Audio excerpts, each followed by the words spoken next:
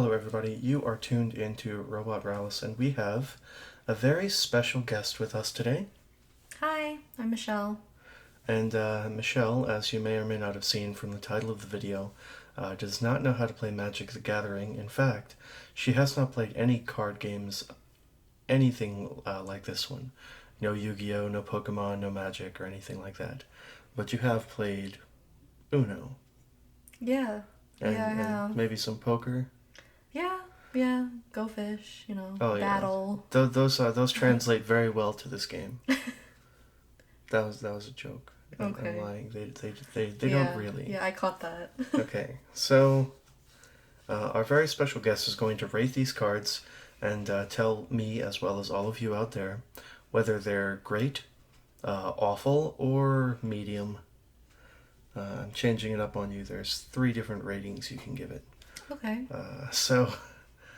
First we have Ancestral Recall. I suppose before we get started, I should explain some of the basics of the game to you. Yes, I'm yes, gonna please. edit this out so we don't have to spend 30 minutes talking about it or anything. But all right, so we've gotten a little bit of that out the way. So our first card is Ancestral Recall. This costs a single blue mana. It's an instant, so you can play it whenever you have priority in the game, which is a lot of time.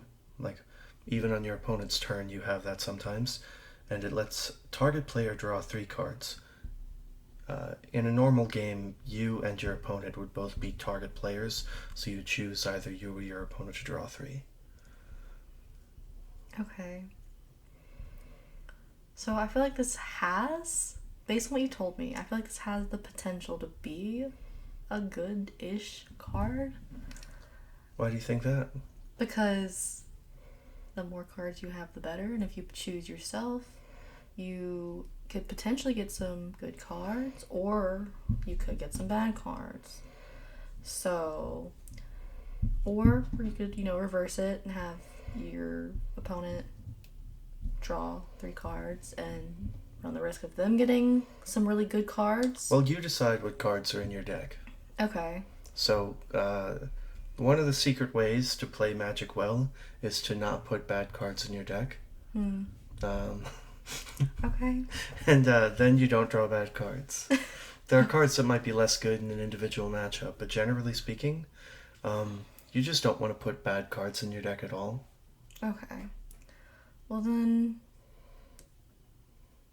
I guess this is a great card then, because then you just choose yourself, and you can pick. This is one of the best cards ever printed. Really?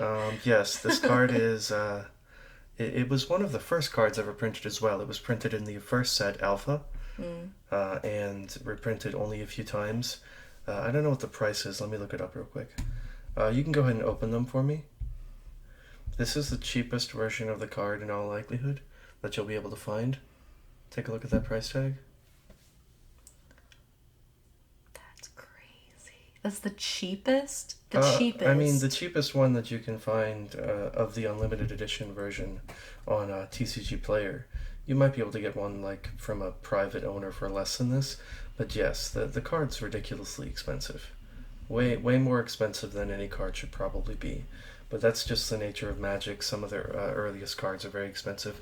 Some of them for no reason, even if they're no good. Mm-hmm. Speaking of cards that are very old, this actually was released in the same set as Ancestral Recall. Mm-hmm. And it's even considered to be the same cycle of doing 3 of something for 1 mana. It's called Healing Salve, and you can choose one. Target player gains 3 life or prevent the next 3 damage that would be dealt to anything you want this turn. Now, it's worth noting, I didn't tell you this, but both players start at 20 life. Okay. And one of the things you could target with this is creatures. So let's say you have a creature that has 3 toughness, which is like a creature's life. Mm-hmm. If somebody were to deal 3 damage to that creature, you could say, I will Healing Salve my creature and prevent that 3 damage. Okay. Or you can gain 3 life, or you can even make your opponent gain 3 life if you want to. Why would you want to let your opponent gain 3 life? That's a good point. There are weird situations in Magic, but I don't think that one's ever been used intentionally. Okay. Okay, so I feel. Gosh, I really don't know this game. Because Okay. I feel like this could be a great card, but then I feel like no, actually, it's not. Why do you think it Like, might not be, and why do you think it might be good? I feel like it's good because okay, I feel like it's just like a trick card. Like it sounds good, but it's actually just awful. So that's your final answer? No.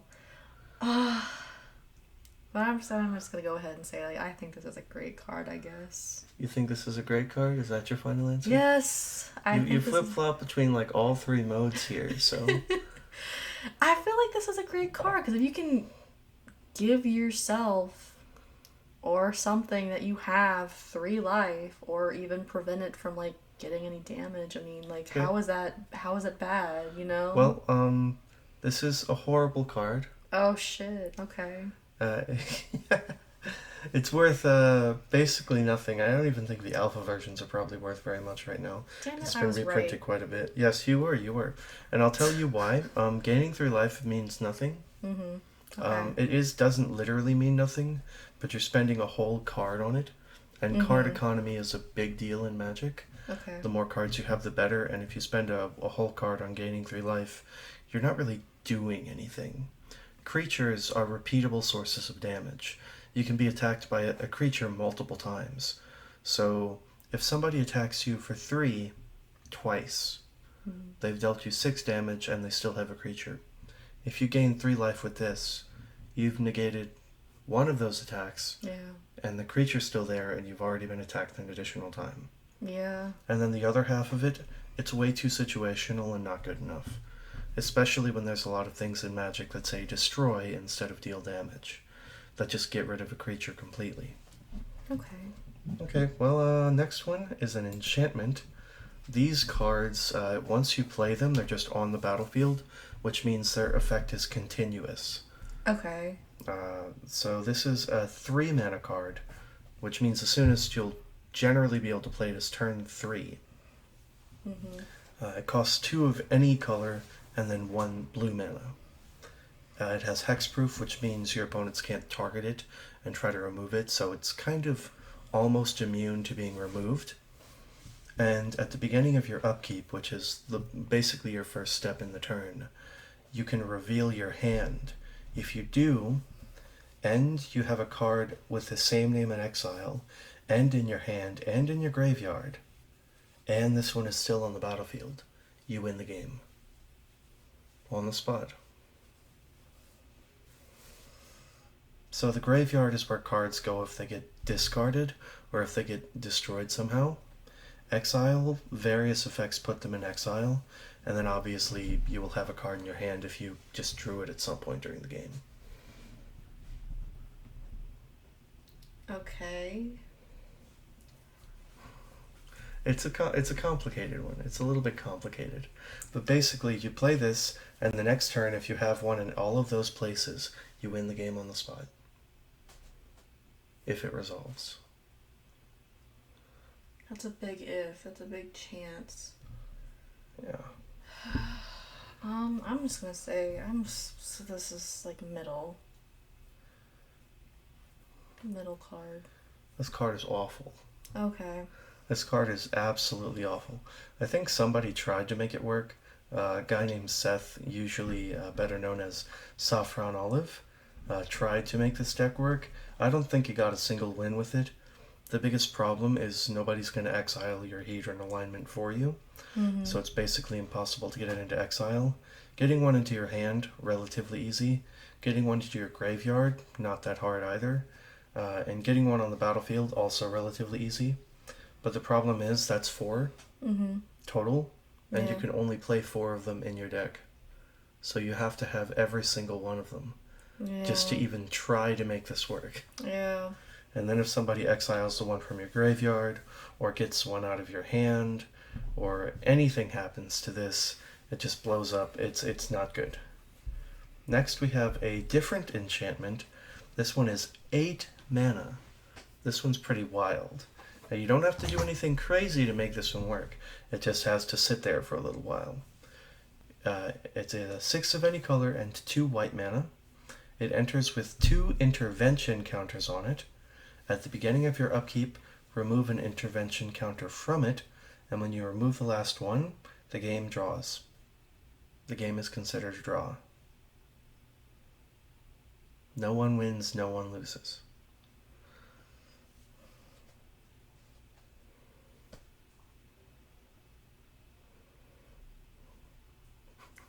What? The look on your face, you're really trying. You're like, I could see it percolating in your head right now. I don't know. It sounds fucking awful. I mean, because if it were me, if I knew how to play and if I was playing, I would want someone to win and someone to lose. I would want to know where we stand. So, and I feel like if people are going into this competitive, and it seems like this is a very, very common card game, very well known. Like, I feel like, if people are really into this.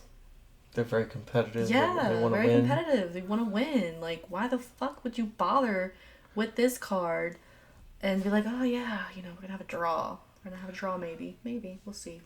So you think it's bad? I think it's bad. But it's probably like a middle card that no one probably plays, and it's just there. Well, it is a bad card, but people do play it. People play this card for some god-awful reason. I actually don't even know if it's legal in Commander. Let's find out. Do I need to close my eyes? No, Okay. no. It is legal in Commander, so that's the only place where people ever actually would play it. The only reason you play this is if you want to go, haha, I made the game draw. And that's it. Yes, there's no point in drawing the game. Yeah. It's not a good thing to do. There's really just no reason to do it unless you want to be a jokester. It's really bad, but it's very funny. Now we have our first creature. A note about creatures: once you play them for whatever cost they have, unless it otherwise says so on the card, they stay on the battlefield until they're destroyed or otherwise. Okay. Now they also have a power and a toughness rating, which is this number in the lower right hand corner. So this creature has 2 power and 1 toughness, which means when it hits something it deals 2 damage, and it can take up to 1 damage before it dies. At the end of each turn, any damage that a creature has goes away. So creatures will heal, players will not. Okay. So if this had, say, 5 toughness, and you dealt 4 damage to it, the next turn it could take another 4 damage. But since this one just has 1 toughness, it can only take 1 damage, and it'll just die. Okay.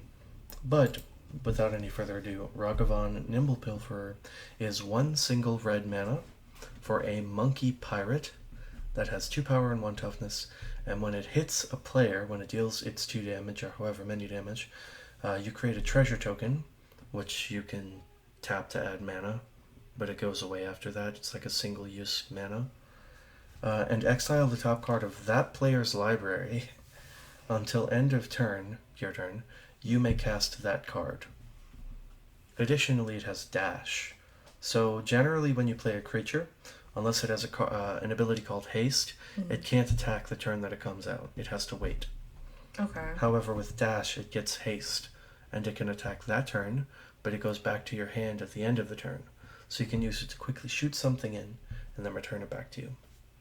Okay. There's a lot going on there, but go and take a look, drink it all in, and tell me what you think. So what does the treasure token do? You can use it to cast things. It's like a way to accelerate your mana a little bit. Think of it like a land. I told you what those are. But you can only use it once. Okay. Treasures are good. Alright. Alright, another question. I mean, I feel like you already answered this, but I'm still gonna ask.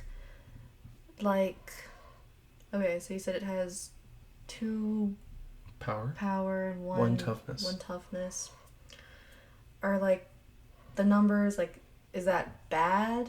versus like the higher numbers? Because I know like in some games like Well, the lower generally, numbers are better than the higher numbers. no, Whatever. more is better when it Okay. comes to power and toughness because you're dealing more damage and you can take more damage. But this only costs 1 mana.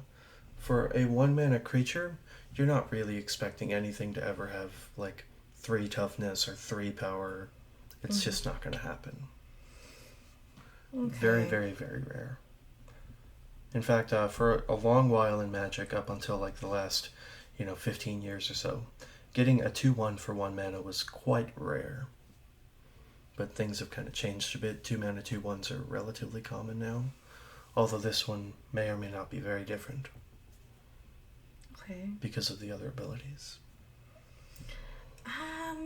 I'm kind of feeling like this is just a middle card. Why is that? Because, yeah, you can get a treasure token and that's good, but it's not dealing that much damage. Like, how is this gonna help you?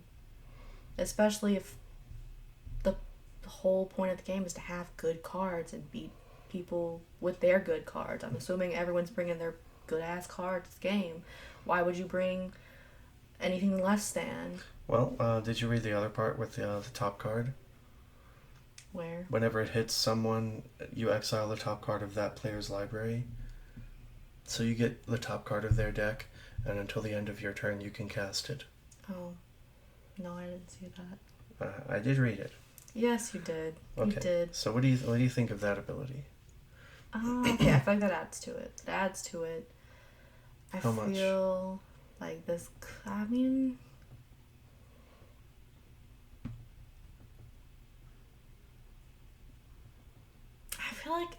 I feel like this is probably something some people might play, But not a lot of them. but not a lot because, like, yeah, like, is it worth it? Is it worth? Is it worth it? Let me work it. Yeah, but if you're using this like for one turn or for one card, like, I feel like you would want something better. Well, it stays, so it isn't just a one-time use. You can attack with it multiple times. I don't know. I feel like, I mean, I don't know that much about this game, but there are Well, of many, course. many, many, many cards out there. I feel like there are probably Thousands. better ones that might do this and more, or just better. Is that your final answer? Yeah, it's a middle card for me. Okay, well, oddly enough, this might be the best 1 mana creature ever printed. Okay, then. It's relatively recent from a set called Modern Horizons 2, and, well, it kind of just does everything. It only costs 1 mana, so you can play it on turn 1. Very easy to just play it on the first turn of the game, before anyone does anything if you're on the play. Mm-hmm. It makes mana for you, which is good. Mana is how you cast things, and casting things earlier than your opponent is how you can get ahead. It also gives you card advantage by taking cards from your opponent. So, also it can get haste. So even if you don't, have time to wait for it to, sit around for a whole turn, you can give it haste Mm-hmm. and just do the thing you need to do. And since it makes you a treasure token, it kind of reimburses you for the dash cost, which means you're not even paying that big of a cost as long as you're guaranteed to hit your opponent. Okay. It does way more than it needs to, and I want to say the card's super duper expensive right now. I know that it's actually banned in Legacy, even though it's somehow still legal in Modern. Let's take a look at what the cost is. Yeah, about $80. Shit. Oh, that one looks so cool. Yes, they have different arts for some of these cards. This is one of the more, this is the non-showcase version, I want to say. And then the one we looked at was fun. different. It looks really interesting. It's a nice little monkey. It's a nice Yeah. little gentleman. Okay. Next up we have Scornful Egotist. This is an 8 mana creature. It has Morph. Now, Morph is an ability that lets you conceal what the creature is, Okay. or just enable you to play it ahead of time by paying 3 mana to play it as a face-down 2/2 creature. And then if you pay the Morph cost, which in this case would be single blue mana, you can turn it face up. So is that on top of the 7 mana cost already, or is that within it? Within it. Okay. So, like, you can play it as a face-up 8 mana creature, Mm-hmm. or you could play it face down as a 3 mana 2/2 creature. Okay. Okay. Now, notably, the power and toughness of the card is 1/1. Hmm.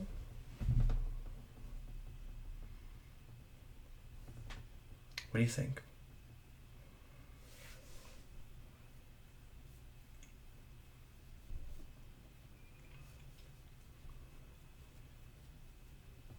Hmm. So if you play it face down, does that mean it's 2/2? it's concealed? Yes, your opponent doesn't know what it is, but you can look at it.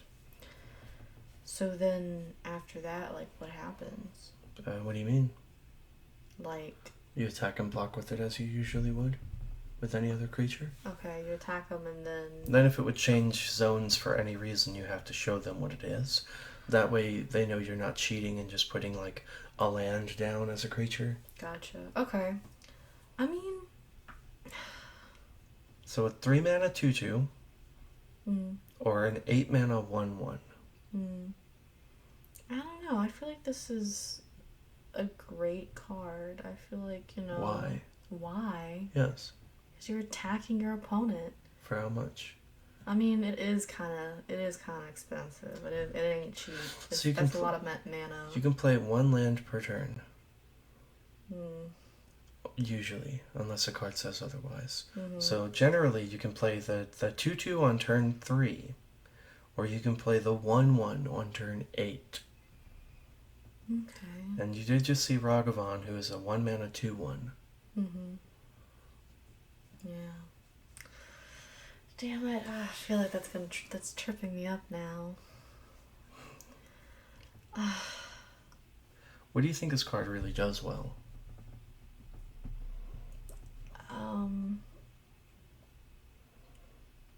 I feel like it really fucks with your opponent's head. If you kind play it of, face yeah. down, they don't know what the fuck you have until... And if you decide to play it face up, if you decide to Yeah. flip it with the morph ability. Yeah. That was how it was used when it was printed. Mm. It was most people played it face down.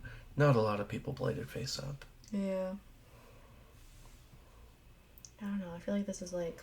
So there's actually a lot of morph cards. Mm-hmm. A lot of the other morph cards, when they flip up, they do something, Mm-hmm. or they have like cool abilities, or like a certain power and toughness that's higher than 1/1. Mm-hmm. Okay. So Well, good, bad, or medium. I thought it was great, awful, or medium. Yeah. Come on, great, awful, or medium. Shoot. I mean, I'm just gonna say it's medium. This is horrible. That's horrible. Okay. It's 8 mana. It's an 8 mana Yeah. 1/1. Yeah.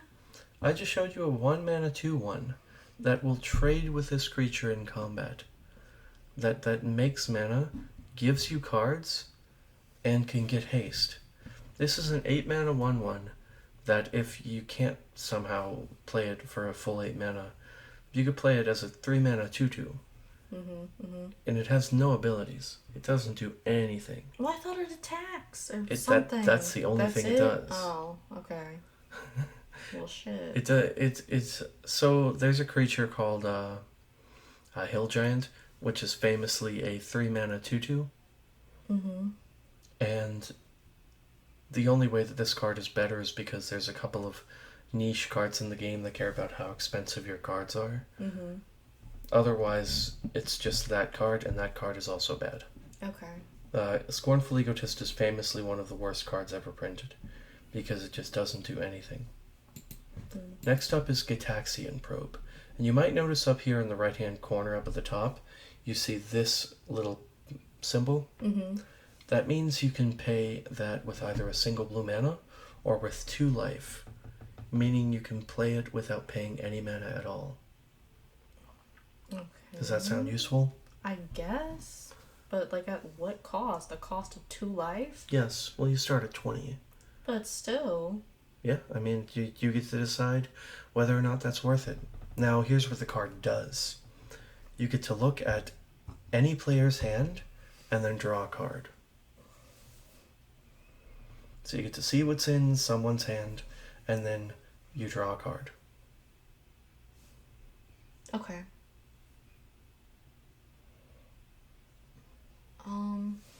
Any questions? I mean, it's kind of... It's kind of... No. It's you see exactly what it does. Yeah. Yeah. Not a lot of complexity there. Just whether or not you think it's good.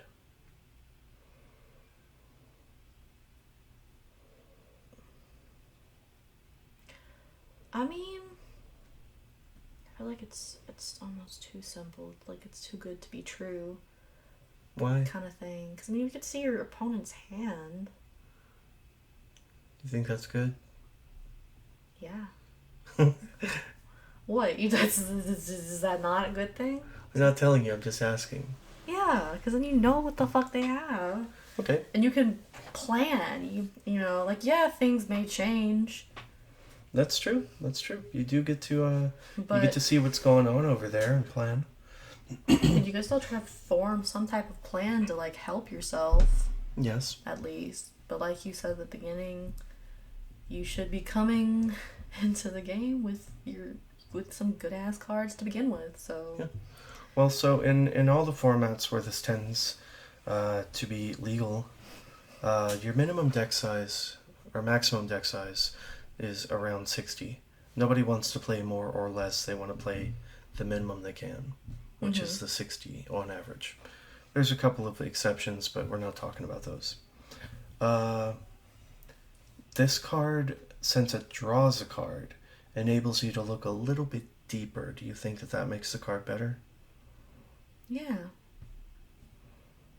How much better? Enough for it to be great, or do you think it's just medium?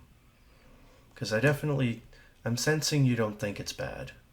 I don't think it's bad. Yeah. However, Well, I'll tell you, it isn't bad. Give you a little hint right there. okay, it's very helpful. No problem.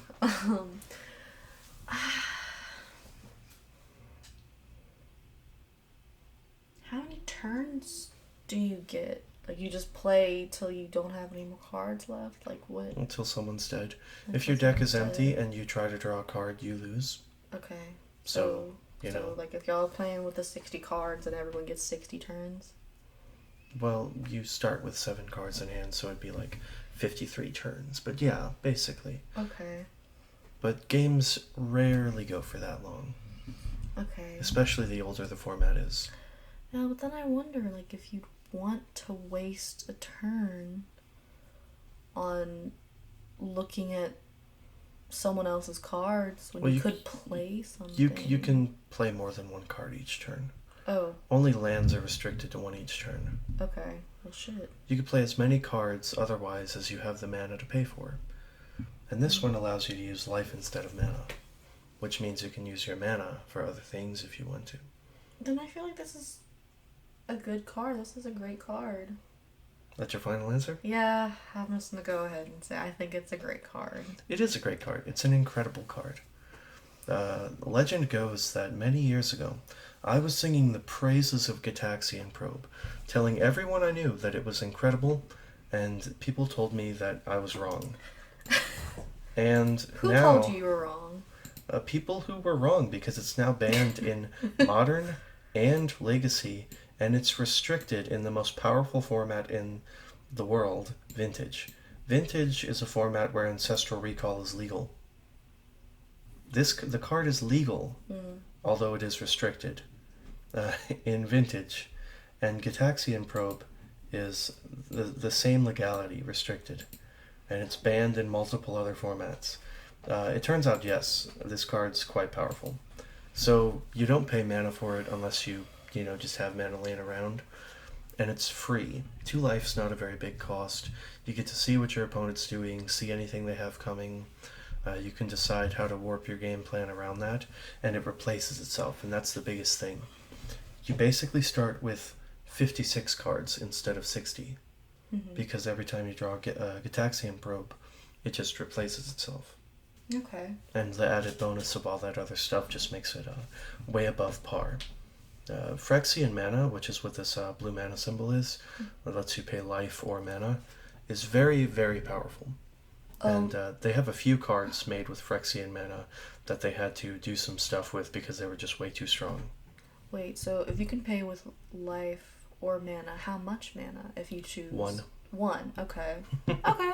Yes. Well, yeah, that's not bad at all. Speaking of Phyrexian mana, our next card is Gutshot, which is a Phyrexian red mana. It's 2 life or red mana, and it deals 1 damage to any target. It's also an instant, meaning you can do it at any time.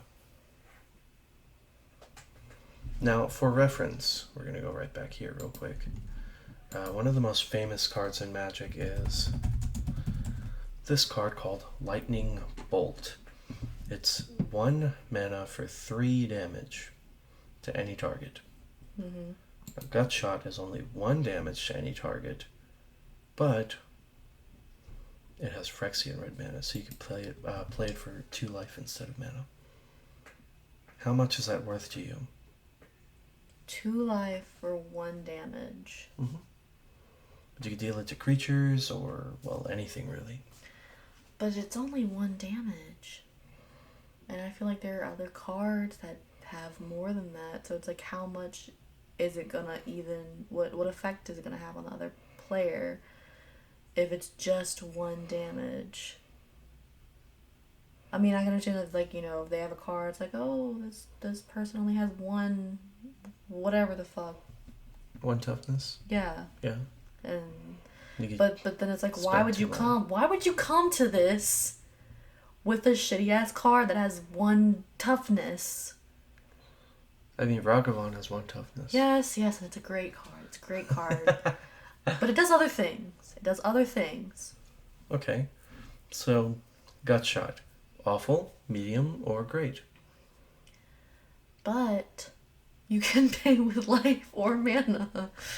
So... Yes, and as we have discussed, that is quite good. It's yeah. Anytime you can cheat on mana, that's a good thing. Just, an FYI. Mana is a very valuable resource in this game. I'm gonna play it safe. I'm gonna say it's medium. Like, I feel like some people probably play, but maybe some don't. Is that your final answer? Yes. You are right. This card is medium. And it's medium because, as you said, the rate's just not very good. 2 life for 1 damage is not very good. 1 mana for 1 damage is not very good. But the fact that you can play it for free means that there's a few different decks that they just really, really need to play spells and do stuff. And this is a great way to, when you don't have any mana laying around, to do things. There's a bunch of different cards that say whenever you cast an instant or sorcery, do this, or whenever you cast an instant or sorcery, do that. And this is a great way to activate it. There's combo decks that like this, a whole bunch of different archetypes that rely on having a lot of time to, or not a lot of time, and not giving your opponent a lot of time, and using cards that cheat on mana to kind of accelerate their game plan out. So Gutshot is a medium card. Next up is Black Lotus. This is an artifact similar to an enchantment. You just play it and it sits on the battlefield until something happens to it. It can't attack or block. Basically, think of it like I hand you a sword. That sword is an artifact. Like, if you just tossed it onto the battlefield, it wouldn't do anything on its own. Okay. However, this Black Lotus is not a sword, it's Black Lotus. And what it does is you can get rid of it, send it to the graveyard, to add 3 mana of any one color. Okay, more mana, more money. Like, yeah. It's a single use, though. Yeah, that's true. That's true. And then it's like, if you're playing that...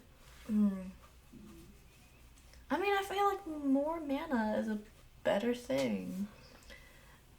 Especially if you have a specific card that's going to cost some... A lot of mana? Yeah. So like if you combine this with the land on turn 1, you can make 4 mana on turn 1. Cool. And I haven't shown you a lot of expensive cards, But there's some pretty potent cards. I mean, Ragavan only costs 1 mana, but there's definitely cards that are very strong that cost more. Yeah. I mean, I feel like it's a good thing that it doesn't cost anything, so that's good. If it costs 1 mana, you think it wouldn't be very good? I mean, no. Well, Maybe. do you think it's good right now, then? I feel like it has potential. So it's medium. Yeah. Black Lotus medium card. You're giving me a look, and now I feel like everything's wrong. I've been giving you a look for every card just to make I sure know you that have. No, I know you that's have. to make sure that I'm not giving you any tells. That look is always a tell. You always give me the same look, and I was like, oh my gosh, I'm wrong, and I'm wrong. But you've been right. I've been right once. You've been right a few times. That's what I said. I don't know. I feel like if you can get more mana to help you with if you have other cards that cost more, then I feel like that's a good thing. But like if you have good cards that don't require that much mana, then I feel like it's just a waste. Like, why even have it, you know? Well, generally speaking, you're only going to be playing 1 land a turn. Mm-hmm. So on turn 1, if you don't have any outside assistance, you can play something that costs 1 mana. Mm. And 1 land plus 1 card from your hand, that's 2 cards. Meaning on your first turn of the game, you still have 5 cards in hand. So maybe those cards do only cost 1 mana apiece. Mm-hmm. But you can't really cast them on turn 1 unless you have additional mana. Yeah. So... fuck. I'm just gonna go ahead and say it's a great card. It's a great card. It's a Black Lotus. It is a Black Lotus. Alright, we'll close your eyes real quick. Oh gosh. Alright, you can go and open up your eyes. Okay.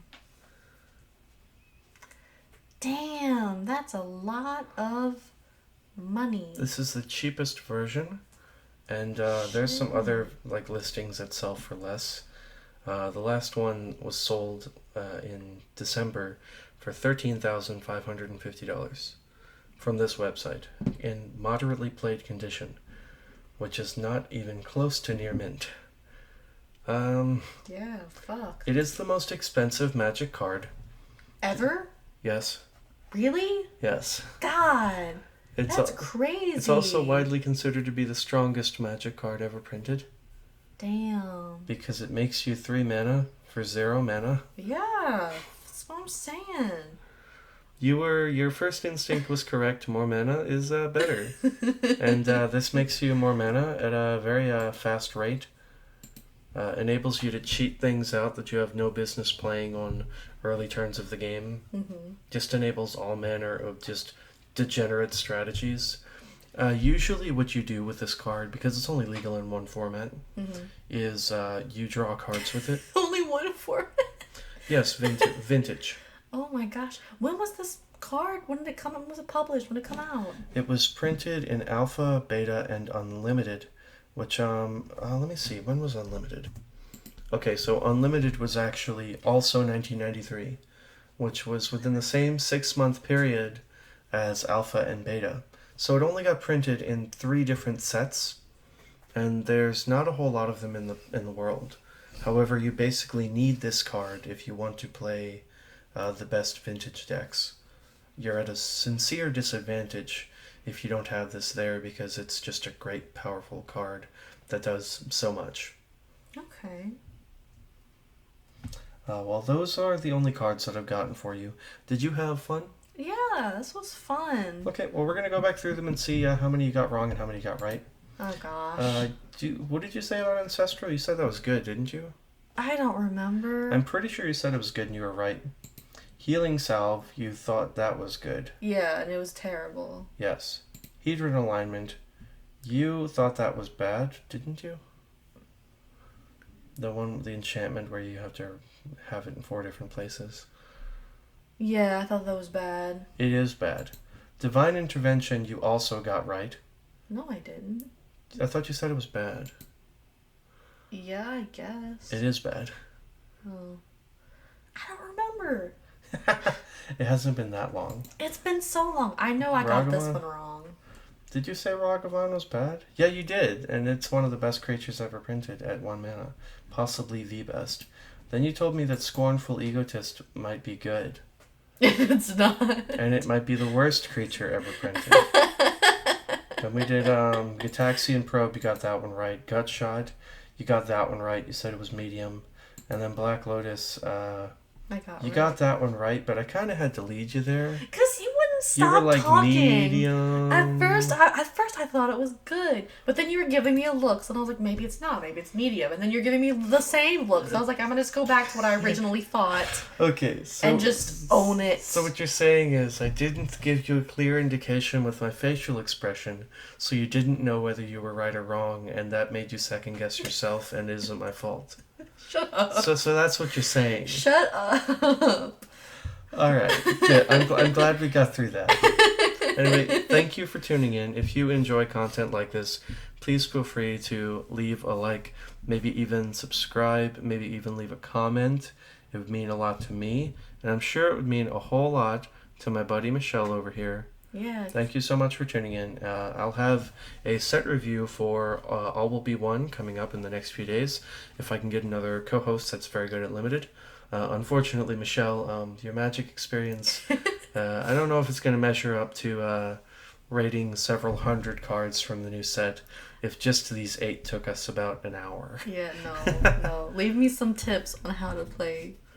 Yeah, leave Michelle some tips in the comments. Tell Michelle how the game works in the comments. Yeah, please. I'll relay those to her, and then we'll see if we can get her back again for some more of this. Yeah. Bye-bye, everybody.